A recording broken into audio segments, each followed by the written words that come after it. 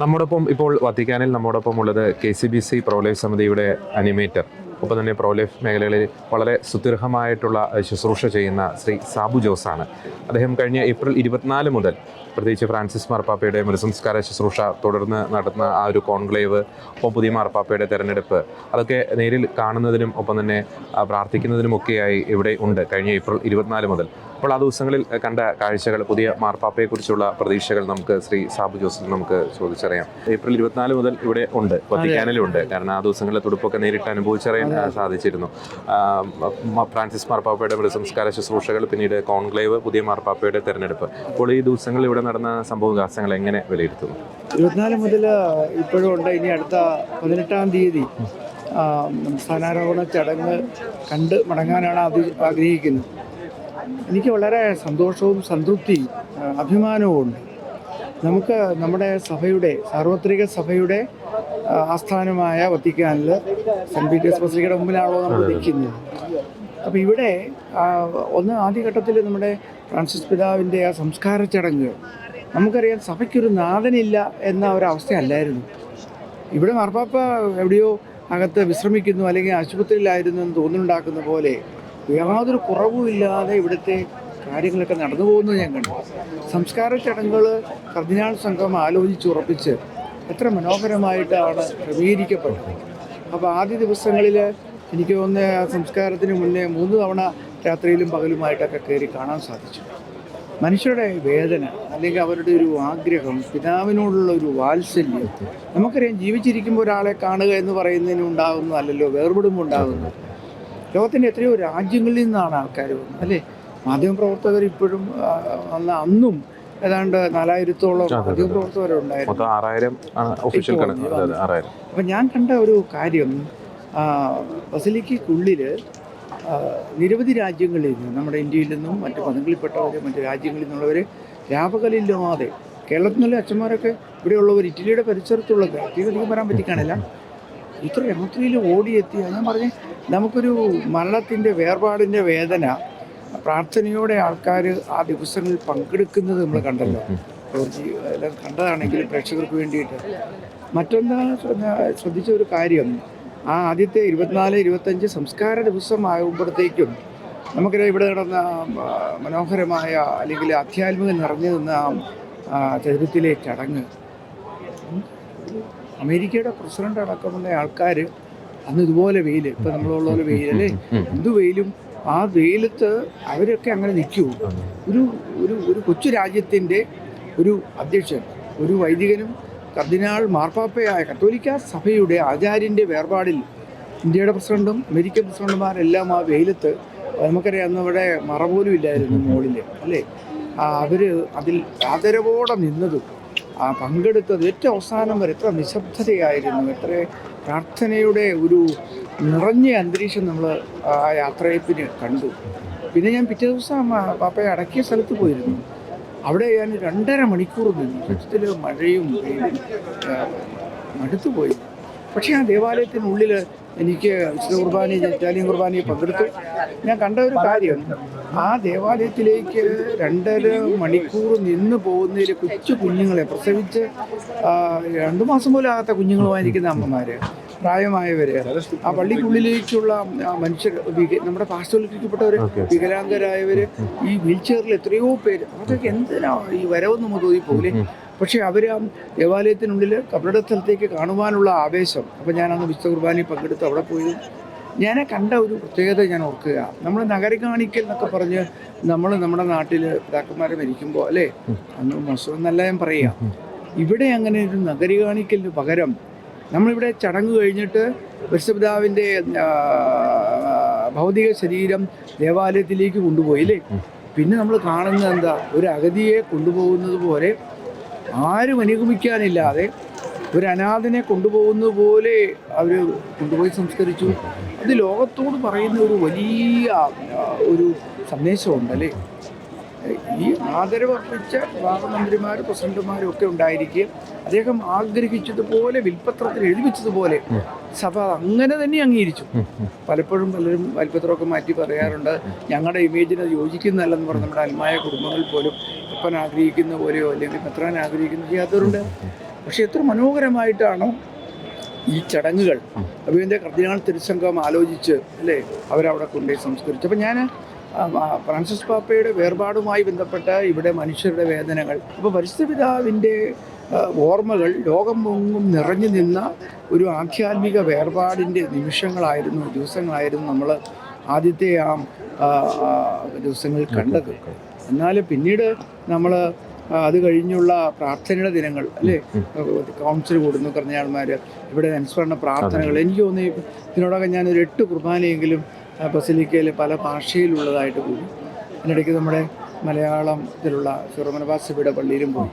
ഞാൻ അത് കഴിഞ്ഞിട്ടിപ്പം നമ്മൾ അപ്പം ഫ്രാൻസിസ് പാപ്പയെക്കുറിച്ച് ഞാൻ വന്നതിൽ അഭിമാനിക്കുക. കാരണം ഞാൻ ഡിസംബർ 7 അന്ന് കൂവക്കാട്ട് പിതാവിന് സ്ഥാനാരോഹണത്തിന് വന്നപ്പോൾ പ്രത്യേകമായൊരു കൂടിക്കാഴ്ച അദ്ദേഹത്തിന് ഓഫീസിൽ കിട്ടി. തലയൊക്കെ വെച്ച് അനുഗ്രഹിച്ച് വലിയൊരു അത്ഭുതം തന്നെയായിരുന്നു എന്നെ സംബന്ധിച്ചോളം, എൻ്റെ കൂടെ വന്നതൊക്കെ. അതുപോലെ പിറ്റേ ദിവസം ദീപബലി 10 വർഷം മുമ്പ് ഞാൻ വന്നിട്ടുണ്ട്. മൂന്നാമത് വരുന്നത് വേർപാടിൽ എന്നോട് പലരും ചോദിച്ചു എന്തിനാണ് പോകുന്നത്, ഇതിന് സഭയുടെ ചെലവിലാണോ? സഭയുടെ ഒരു ചെലവില്ല, ആരും പ്രോത്സാഹനം നൽകിയിട്ടല്ല. ഞാൻ ആഗ്രഹിച്ചത് വേർപാടിൻ്റെ സമയത്ത് ഉണ്ടാകുക, അത് നല്ലതാണല്ലോ എന്നുള്ള ആവേശം കൊണ്ടും ആഗ്രഹം കൊണ്ടും വന്നു. ഞാൻ അത് കഴിഞ്ഞുള്ള ഈ ദിവസങ്ങളിൽ ഈ മനുഷ്യരുടെ ജൂബിലി, ഇപ്പം നമ്മളിവിടെ ജൂബിലിയുടെ ഒരുക്കമായിട്ട് പണ്ട് വരുമ്പോഴൊക്കെ നമ്മൾ പ്രാർത്ഥിക്കുന്ന മനുഷ്യർ അധികം കണ്ടിട്ടില്ല. എന്നാൽ ഓരോ രാജ്യങ്ങളും ജൂബിലിയുടെ ഭാഗമായി വരുന്ന എത്ര ആവേശത്തോടെ ആഗ്രഹത്തോടെ നിറഞ്ഞ ഹൃദയത്തോടെ, ചിലർ പറയും വത്തിക്കാനിൽ പ്രാർത്ഥന രൂപയില്ലെന്നൊക്കെ ചിലർ പറയും, തെറ്റാണത്. എത്ര രാജ്യങ്ങളിൽ നിന്ന് മുൻകൂട്ടി പ്ലാൻ ചെയ്ത് ഓരോ രാജ്യങ്ങളിൽ നിന്നുള്ളവർ ഇവിടെ വന്ന് കുരിശുമായിട്ട് അവർ ആത്മാർത്ഥമായ പ്രാർത്ഥനയോടെ ഒരു മുടക്കവും, ഞാൻ പറഞ്ഞ പരിശുദ്ധപിതാവിൻ്റെ ആ സംസ്കാര ദിവസങ്ങളിലും അത് കഴിഞ്ഞും ഇപ്പോഴും ആ തീർത്ഥാടക പ്രവാഹം ഇവിടെ വരുന്നത് നമ്മൾ കണ്ടു. പിന്നീട് നമ്മൾ ഇലക്ഷനിലേക്ക് വരികയാണ്. പുതിയ പാപ്പ ആരായിരിക്കണമെന്ന് മാധ്യമങ്ങളൊക്കെ മകനോളം നമ്മളിവിടെ, ഞാനിവിടെ നടന്നു പോകുമ്പോൾ വിദേശ മാധ്യമങ്ങൾ ഓടി നടന്ന് ചോദിക്കുന്ന ആൾക്കാരോട് ആരായിരിക്കും, എന്തായിരിക്കും ചർച്ചകൾ, അതൊക്കെ ഞാൻ കണ്ടത് അവരുടെയൊക്കെ താല്പര്യങ്ങളനുസരിച്ചുകൊണ്ട്, സഭയുടെ താല്പര്യങ്ങളല്ല, വിശ്വാസ താല്പര്യങ്ങളല്ല. അവിടെ എന്തോ വിവാദം പറഞ്ഞു, അല്ല ഇവിടെ എന്തോ ചെയ്തു, പേരെടുത്ത് പറഞ്ഞ ഒരു പാപ്പയും നമ്മൾ വന്ന് വരുമെന്ന് പറഞ്ഞെങ്കിലും വന്ന് കണ്ടില്ല. എന്നെ ശ്രദ്ധിച്ച ഒരു ദിവസങ്ങളിൽ അവർ ഇറ്റലിയിലുള്ളവർ, ഇറ്റലിക്കാർ മാർപ്പാപ്പയാകണമെന്ന് ആഗ്രഹിക്കുക സ്വാഭാവികമാണ്. ഇപ്പോൾ ഭാരതത്തിൽ നിന്നുള്ള നമ്മളിവിടെയുള്ള ആൾക്കാരോട് ചോദിച്ചാൽ, ഇപ്പം ഞാൻ ഭാരതത്തിൻ്റെ താല്പര്യം മാത്രം നോക്കി പറയുകയാണെങ്കിൽ, കേരളത്തിൽ നിന്നാണെങ്കിൽ ഇവിടുന്ന് നമുക്ക് KCBCയുടെ പ്രസിഡന്റ് ക്ലീമീസ് പിതാവ് മാർപ്പാപ്പയാകണമെന്ന് ആഗ്രഹിക്കുന്നതും പറയുന്നതിൽ എന്താ കുഴപ്പം? കൂവക്കാട്ട് പിതാവ് മാർപ്പാപ്പയാകണമെന്ന് അദ്ദേഹത്തിൻ്റെ സ്ഥാനാരോഹണത്തിൽ അല്ലേ അഭിമുഖത്തിലും അവിടെ എത്രയോ മന്ത്രിമാരും ജോഷ പിതാവൊക്കെ പറഞ്ഞു. അത് നമുക്ക് പറയാം, ആഗ്രഹിക്കാം. അല്ലെങ്കിൽ ഇന്ത്യയിൽ നിന്നുള്ള ഫിലിപ്പ് നേരി പിതാവോ ആന്റണി പോള പിതാവോ ആകണമെന്ന് ഇനി ഈ കർദിനാൾമാരൊന്നുമല്ലാതെ നമുക്ക് പ്രിയപ്പെട്ട ഏതെങ്കിലും മെത്രാന്മാരോ അങ്ങനെ ആകാലോ പുറത്തുനിന്ന്.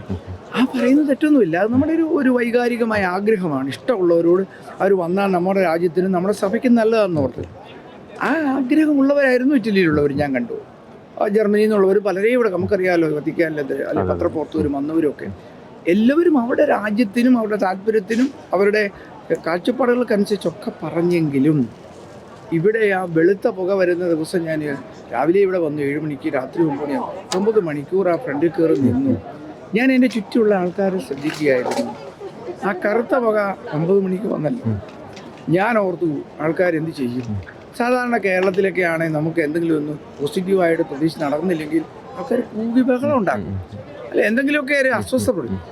ആ കറുത്ത പുക വന്ന ഉടനെ അവർ ശാന്തരായി, ഒരു പ്രതിഷേധവും ഇല്ലാതെ ഞങ്ങളുടെ പിതാക്കന്മാർ പ്രാർത്ഥന തുടരുന്നു, ഞങ്ങൾക്ക് പറ്റിയൊരു പാപ്പ വരും എന്നുള്ള കാഴ്ചപ്പാടിൽ ജനലക്ഷങ്ങൾ അല്ലേ ശാന്തമായി പിരിഞ്ഞു പോകുന്നത് ജോർജ് കണ്ടല്ലോ എന്നെ കലേറെ. അതെന്താ വ്യക്തമാക്കുക? ഞാനതിൽ മനസ്സിലാക്കുന്നത് ഞങ്ങളുടെ പിതാക്കന്മാർ പ്രാർത്ഥനയിലാണ്, ഞങ്ങൾക്ക് ഉചിതമായ ഇറ്റലിയിലാണല്ലോ നമ്മൾ നിൽക്കുന്നത്. ഇറ്റലിയിൽ ജോൺ പോൾ മാർപ്പാപ്പയ്ക്ക് ശേഷം ഇറ്റലിയിൽ നിന്ന് ഒരാൾ വന്നില്ല. ഇറ്റലിയിൽ നിന്ന് വന്നാലും വന്നില്ലെങ്കിലും അവർക്ക് സഭയുടെ നാഥനായ പിതാവിനെയാണ് അവർ ആഗ്രഹിച്ചത്. അപ്പോൾ ആ പുക കറുത്തത് കാണുമ്പോൾ ഒരു കറുത്ത മനസ്സുള്ളവരെയും അവിടെ കാണാൻ പറ്റിയില്ല.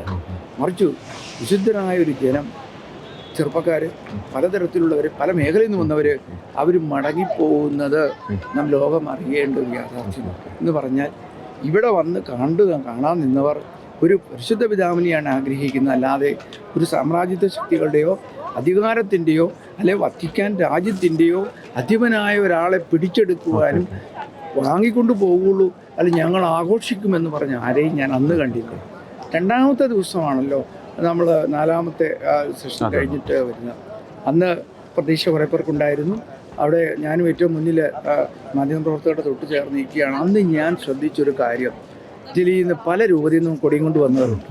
ഇറ്റലിയിൽ നിന്ന് തന്നെ 3 കർദിനാൾമാരെ പ്രതീക്ഷിക്കുന്നു, ജർമ്മനിയിൽ നിന്ന് വന്നവർ, പല രാജ്യങ്ങൾ. അപ്പം ഞാനാ നടുക്ക് നിൽക്കുമ്പോൾ എൻ്റെ അടുത്ത് ദേശീയ പതാക ഉണ്ടായിരുന്നു കേട്ടോ. ഇത്തവണ പുതിയ പതാകയാണ്, പഴയ പിതാവ് സഞ്ചരിച്ചതല്ല.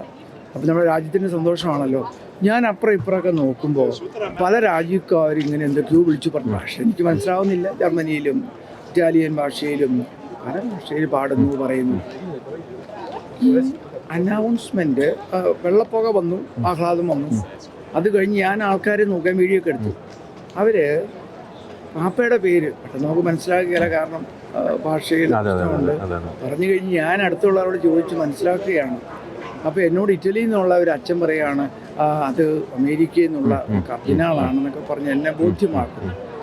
ഞാൻ ശ്രദ്ധിച്ചൊരു കാര്യം, നമ്മൾ കേരളത്തിൽ നിന്ന് TV കാണുമ്പോൾ പാപ്പയെ സ്തുതിച്ചുകൊണ്ട് ഇറ്റാലിയൻ ഭാഷയിലും അവരിവിടെ നിന്ന് സ്തുതിച്ച് പറയുന്ന വാക്കുകൾ അവർ ആവർത്തിച്ച് പറയുന്നു. എന്ന് വെച്ചാൽ ഇറ്റലിയിൽ നിന്ന് ഞങ്ങൾക്കൊരു മാർപ്പാപ്പയെ കിട്ടിയില്ലല്ലോ എന്ന ദുഃഖമോ സങ്കടമോ ആരുടെയും മുഖത്തില്ല.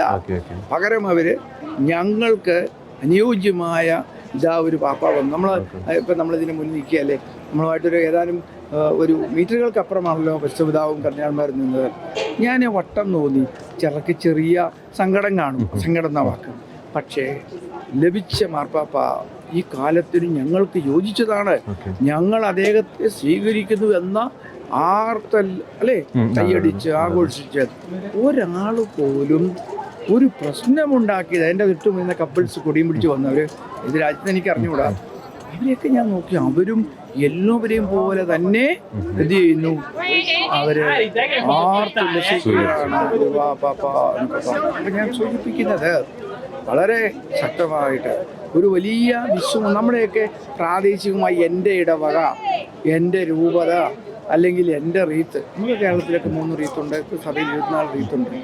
പ്രാദേശികമായ ഒരു ചിന്തയും കാണാതെ എല്ലാ രാജ്യത്തിനുള്ള എല്ലാ സഭയിൽപ്പെട്ടവരുണ്ടായിരുന്നു. അവർക്ക് പാപ്പ. അപ്പം ഞാൻ സൂചിപ്പിക്കുന്ന ഇതാണ്, ഈ കറുത്ത പുക വന്നപ്പോൾ വിശുദ്ധിയുടെ സന്ദേശം എന്നുള്ള കുറിപ്പ് ഞാൻ എഴുതി, അല്ലെങ്കിൽ അനേകം ചർച്ച ചെയ്തു. ഞാൻ പറഞ്ഞതേ ഉള്ളൂ, പരിശുദ്ധ പിതാവാണ് ഇവിടെ നിയോഗിക്കപ്പെട്ടത്, പരിശുദ്ധാത്മാവിനെ തിരഞ്ഞെടുക്കപ്പെട്ടു, അത് കർദിനാൾമാരിലൂടെ വെളിപ്പെട്ടു, കർത്താവിൻ്റെ ഹിതം നടന്നു. ഞാൻ ഈ ഏറ്റവും വലിയ തന്നെ വന്നതുകൊണ്ട് ഞാൻ കണ്ടു ബോധ്യപ്പെട്ട ഒരു വലിയ സത്യം ഇതാണ്, കേരളത്തിലുള്ള നമ്മൾ മനസ്സിലാക്കേണ്ടത് എന്തും ദൈവഹിതമാണെന്ന് വിശ്വസിക്കുക. നമ്മുടെ സിനഡ് പിതാക്കന്മാർ കടന്നു വരുന്നതും അങ്ങനെയാണ്, രൂപതകളിലും അങ്ങനെ തന്നെയാണ്. ദൈവഹിതം അവരിലൂടെ വെളിപ്പെടുമെന്ന് വിശ്വസിക്കുന്ന ഒരു ജനത്തെ ഇവിടെ മാധ്യമപ്രവർത്തകർ ഇപ്പോൾ ചോദിച്ചു നടക്കുകയാണ്. അമേരിക്കൻ പോപ്പ് എന്ന് പറയുന്നു, ആൾക്കാർ ചെറിയ ചൂടാകുന്നുണ്ട്. അമേരിക്കൻ പോപ്പ് എങ്ങനെയാണ്?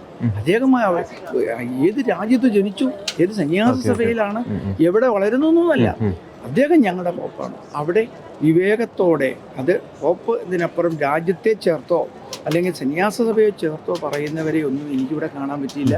അതുകൊണ്ട് എൻ്റെ വരവിലുള്ള ഏറ്റവും വലിയ സന്തോഷം, സഭ സാർവത്രിക ലൈംഗിക സഭ ഏകമാണ്, അത് പരിശുദ്ധമാണെന്ന് നമ്മൾ പറയുമ്പോൾ ആ ഏകമാണെന്നുള്ളതിൻ്റെ ഒരു വലിയ അടയാളം ഇവിടെ കാണാൻ കഴിഞ്ഞു. അതാണ് എന്നെ സംബന്ധിച്ചോളം ഈ ദിവസങ്ങളിലെ ഏറ്റവും വലിയ സന്തോഷം.